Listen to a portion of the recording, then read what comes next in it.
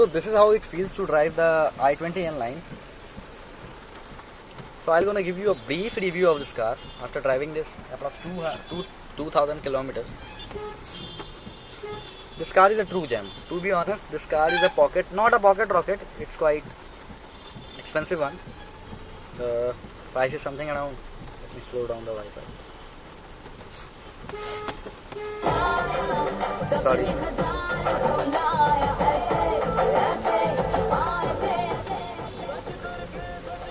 So this car is something. This car costed something around 14,40,000. Okay, on road.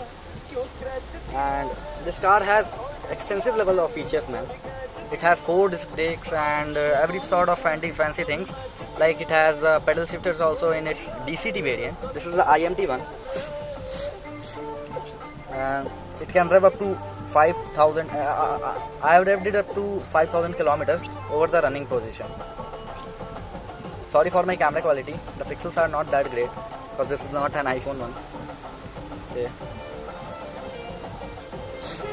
Okay, this is the normal i20 going ahead.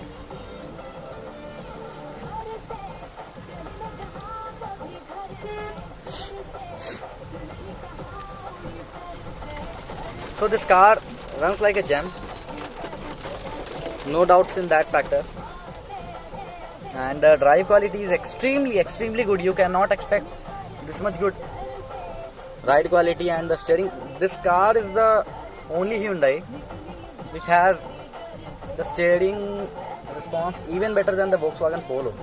This is an electronic one, and this steering does weight up over the higher speeds, and it is as light as a feather thing that you can tilt it with the help of your finger. It's so light. It's literally so light.